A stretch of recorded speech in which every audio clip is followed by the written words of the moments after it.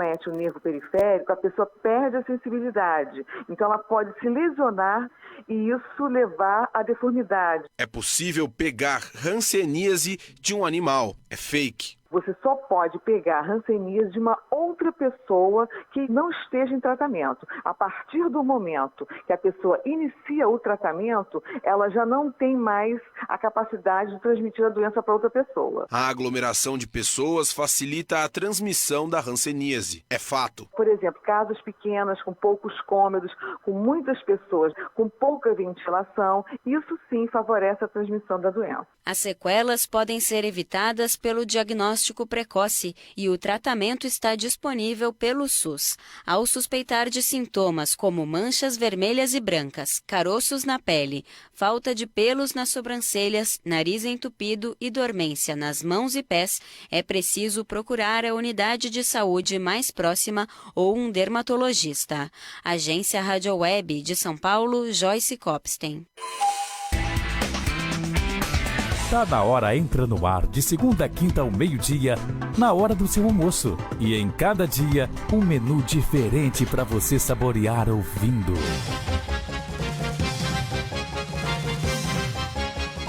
Hoje é segunda-feira, dia de Giro USA. Apresentação, Neise Cordeiro. Tá na hora. Muito boa tarde a todos vocês que nos acompanham ao vivo aqui diretamente dos estúdios da Rádio Gazeta News em Deerfield Beach, no sul da Flórida. Eu sou Neise Cordeiro, iniciando aqui com vocês o nosso Facebook Live para o nosso Giro USA desta segunda-feira, 27 de janeiro de 2020. Nossa, na minha cabeça eu ainda estou 2019, mas já estamos em 2020, né, pessoal? E sempre aqui trazendo informação para todos vocês e hoje com o nosso colaborador falando conosco diretamente de Los Angeles, na Califórnia, Lindenberg Jr., publisher da Soul Brazil Magazine. Bom dia para você, Lindenberg.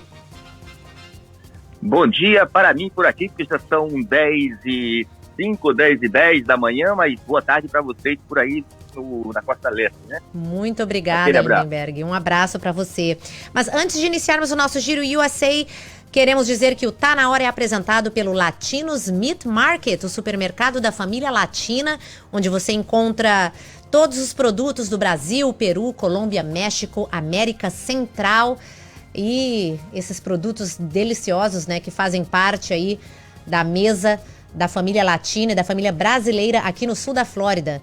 Passem ali na Military Trail com o Hillsborough Boulevard 1718 West Hillsborough, aqui mesmo em Deerfield Beach, e já façam as suas compras para iniciar a sua semana.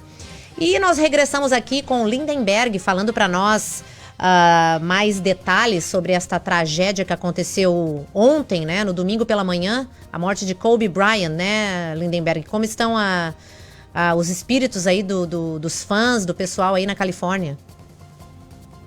Pois é, falando em fãs e espíritos, eu vou começar com um detalhezinho, tem 3 detalhezinhos, eu imagino que você já deve ter falado alguma coisa sobre essa tragédia que aconteceu ontem, né, de manhã. Sim. Mas mencionando aí essa palavra fãs, eu começo mencionando que no Staples Center, ontem à noite, aliás, à tarde, já começou à tarde, ali onde joga os Lakers de Los Angeles, uma referência ali dos jogos de basquete, inclusive alguns eventos. Esse ano, eu não tenho certeza, mas acredito que foi a primeira vez que aconteceu o Grammy no Staples Center esse ano, e aconteceu exatamente no dia da tragédia com o Kobe.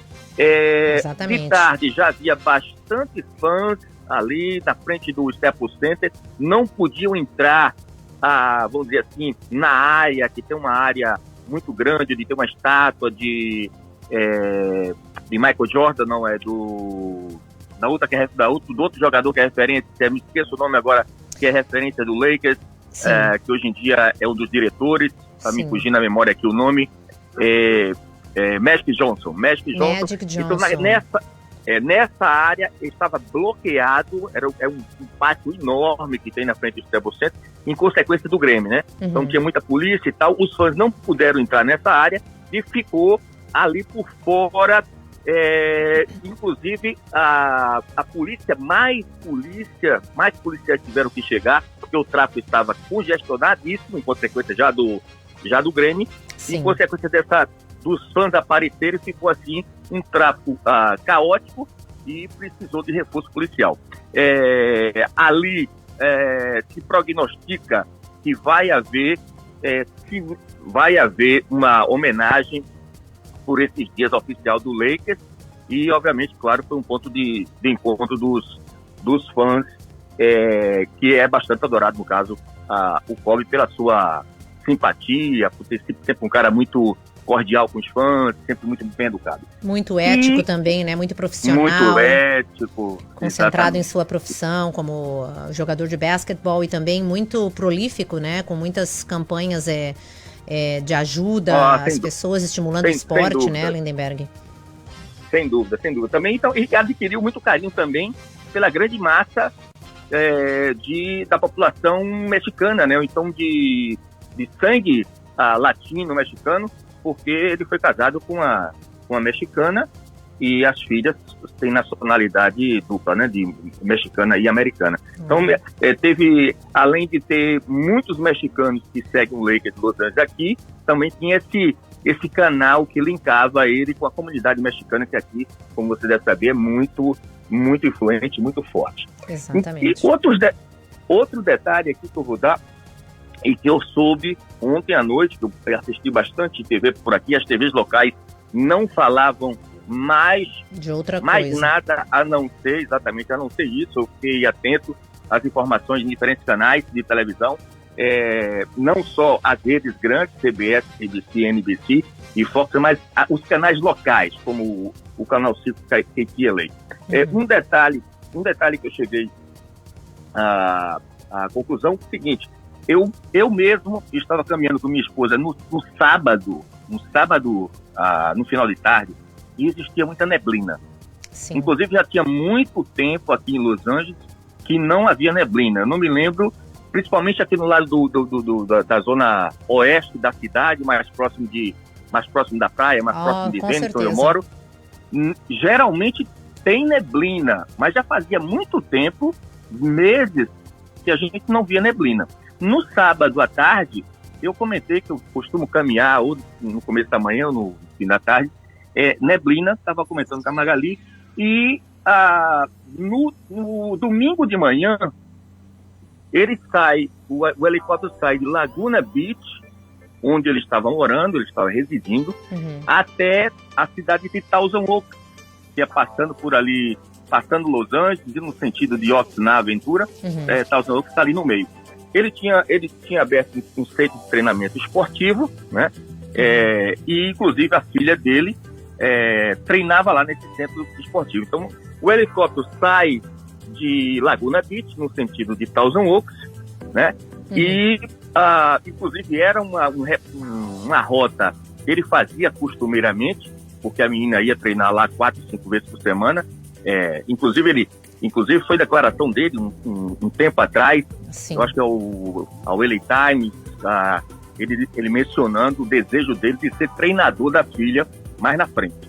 Sim. Então, com a neblina de manhã cedo, tinha muita neblina ainda, principalmente nessa área aqui próxima da região metropolitana de Los Angeles, próximo da praia, e muitas testemunhas, pelo menos 3, eu escutei ontem à noite, dando em diferentes fontes de televisão informações de que tinham visto o helicóptero voando baixo, ou seja, em uma zona baixa, e que eles ficaram assustados. Que uma altitude que não seria nem permitido, né, dessa maneira, especialmente nessas montanhas.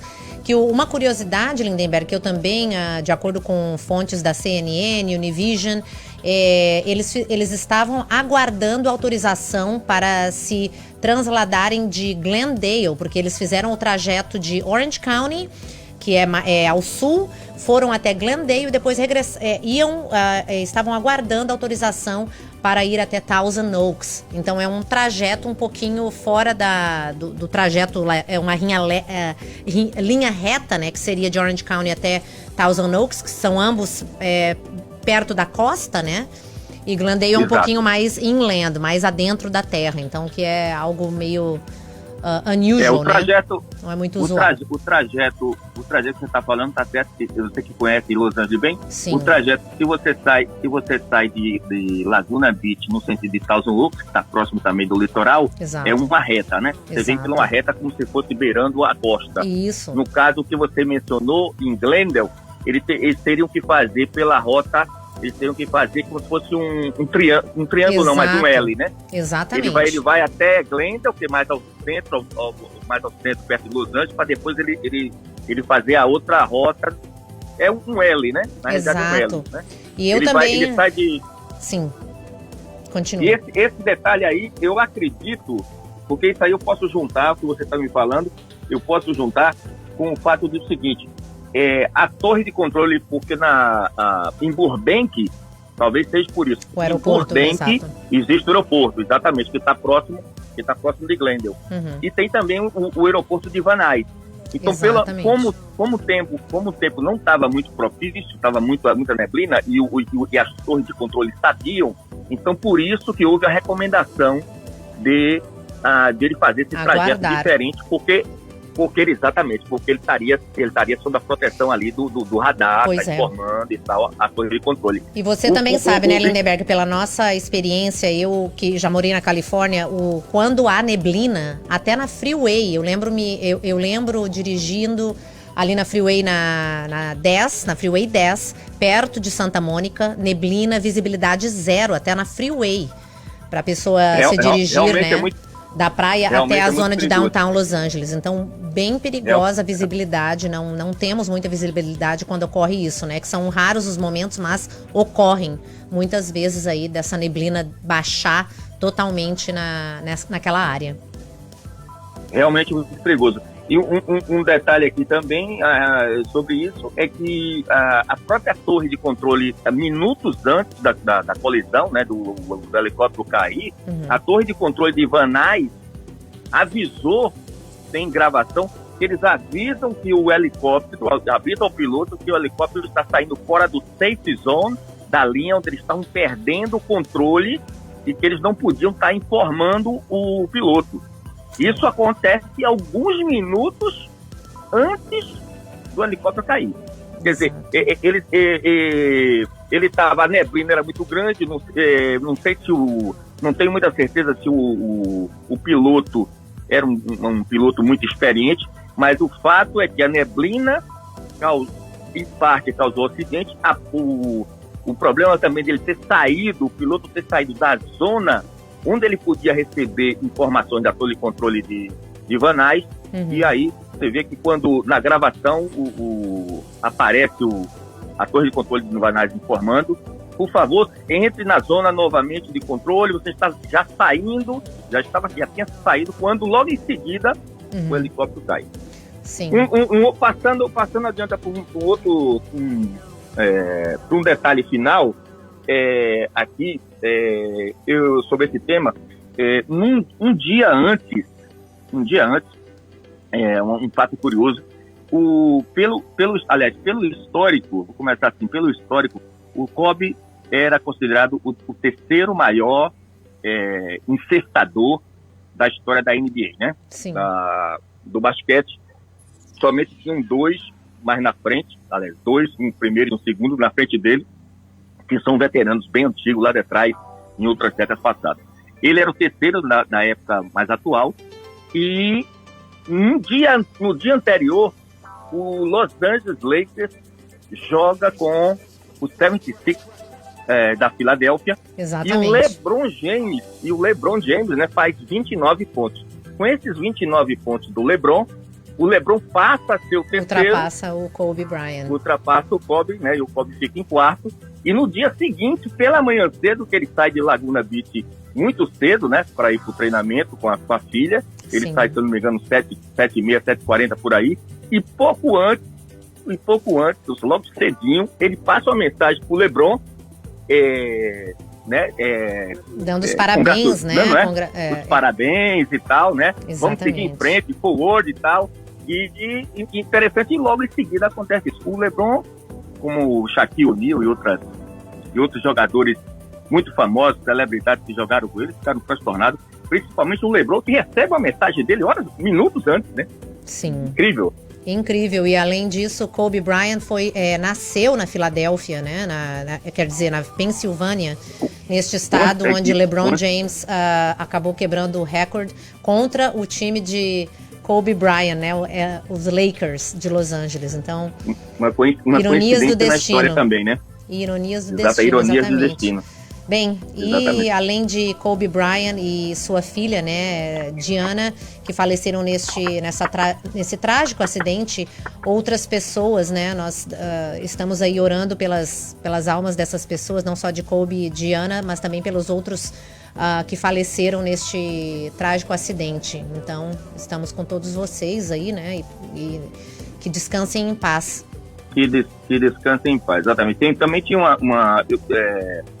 tinha um casal com um filhinho também, mais ou menos da idade da filha dele, né? Exato. Tinha um treinador de basquete, o piloto, e tem um que até o momento eu não consegui decifrar, a informação ainda não chegou, ainda estou tentando reconhecer, pelo menos até ontem de noite a gente não tinha o nome dessa nona pessoa. Exatamente. Mas então vou passar aqui para outro tema aqui. Sim. Seguindo sobre a marcha de Los Angeles, que a gente ia falar semana passada. Exatamente. E que você me pediu para a gente conferir dessa vez. A marcha em prol das mulheres acontece em várias cidades, né? Já é o 4º ano consecutivo que vem acontecendo. E qual foi o motivo dessa marcha, Lindenberg? De janeiro. Qual foi o motivo da marcha? Essa marcha, ela acontece anualmente, já 4º ano, como eu estou te falando, né? Uhum. E vem, ela reivindica, na realidade, os direitos reprodutivos da mulher, né? Uhum. Os direitos feministas, né? Como, por exemplo, ser paga igual, né? Na questão do trabalho, ter direito a receber igual que o homem, por exemplo, alguns direitos que a mulher reivindica já há muitos anos. E a reforma das leis de imigração. Esses são os fatores, vamos dizer assim, principais.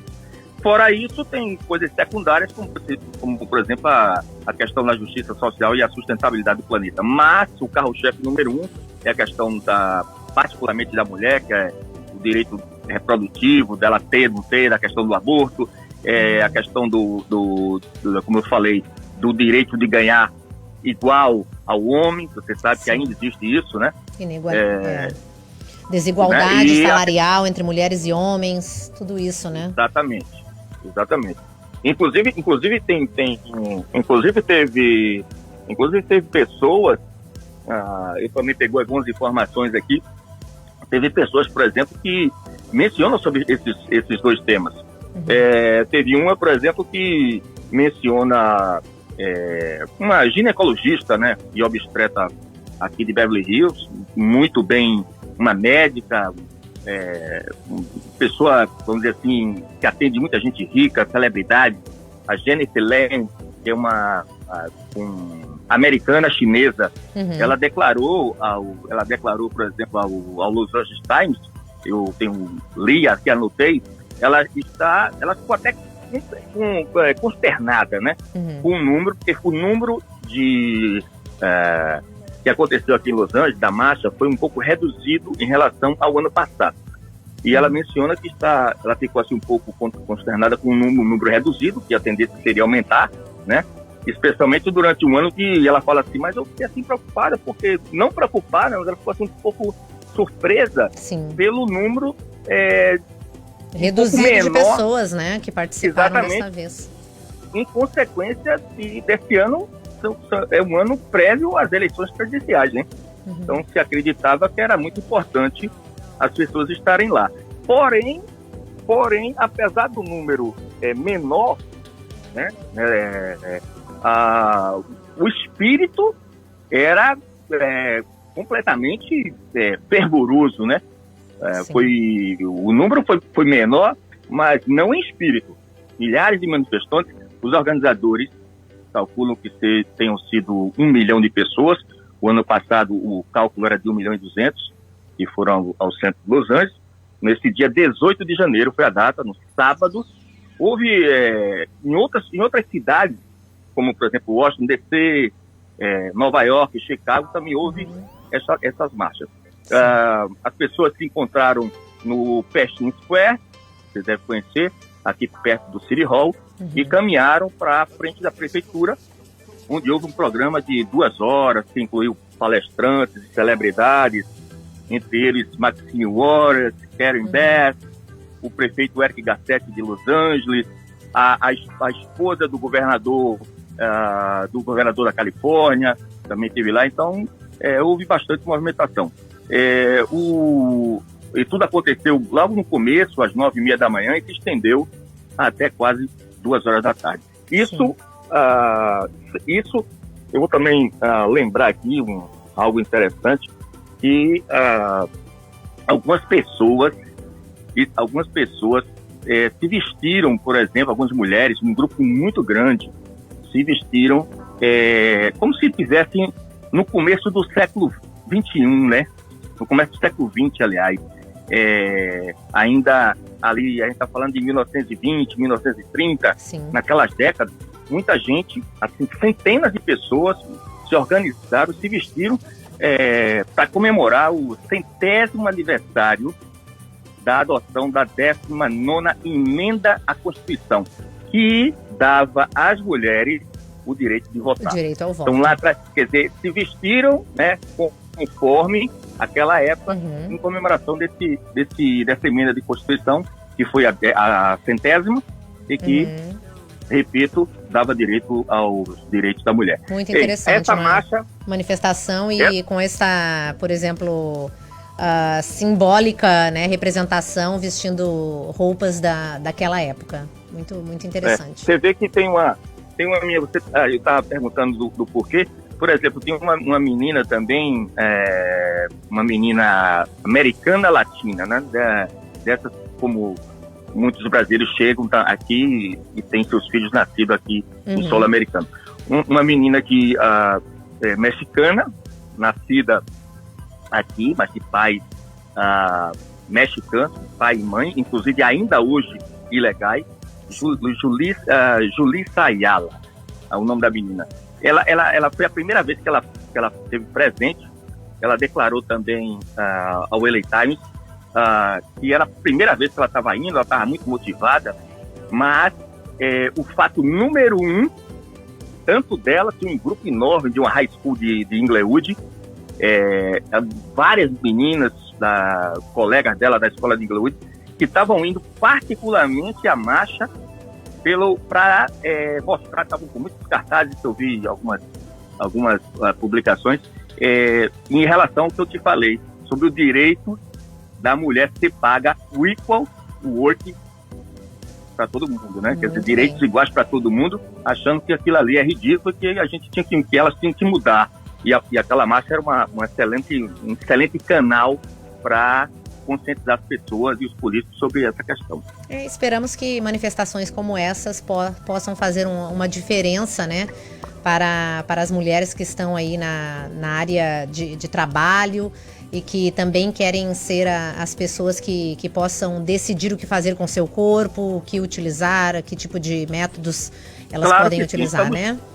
Estamos no século XXI, inclusive tinha muitos homens também na marcha, como em outras cidades, muitos homens, porque realmente não estamos mais naquela época, né? De vários anos atrás. Não estamos mais em 1920, 30, 40, passamos 2000, estamos em 2020, né? O porquê que uma mulher tem que ganhar menos do que um homem, o porquê que o direito da mulher tem que ser menor do que o homem, realmente temos que, né, nós homens mesmos, dizer, não, peraí, né? Por que não? Exato. Né? Muito bem, Lindenberg. Exatamente. E agradecemos também por toda essa informação aí diretamente de Los Angeles, na Califórnia, sobre a Marcha das Mulheres e também mais informações detalhadas sobre a morte de Kobe Bryant, sua filha e mais 7 passageiros. Olha, Lindenberg, por favor. Não, o prazer foi meu, estamos sempre à disposição, deixando aqui um abraço para a sua audiência, um abraço aí para você em particular. Mais uma vez, obrigado, o programa está na hora. E lembrando também que a gente tem o nosso site, o soubrasil.com aqui, somos uma referência aqui na Costa Oeste, e vou deixando um abraço aí para sua audiência. Com certeza, então fiquem sintonizados a todo o calendário de eventos e reportagens muito interessantes na Soul Brasil Magazine, aí no sul da Califórnia. Obrigada, até a próxima, Lindenberg, até mais. Um abraço. O outro. E muito obrigada a todos vocês que nos acompanharam aqui neste Giro USA de hoje, segunda-feira, 27 de janeiro de 2020, com Lindenberg Jr., o nosso publisher da Soul Brasil Magazine, lá em Los Angeles, na Califórnia.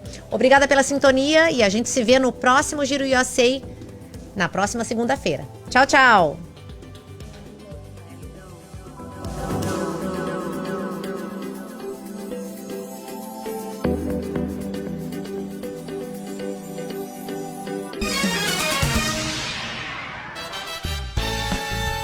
Aí, minha galera, aqui é o Johnny. Eu tô passando para lembrar que eu aguardo vocês toda sexta-feira às 2 horas da tarde no Johnny's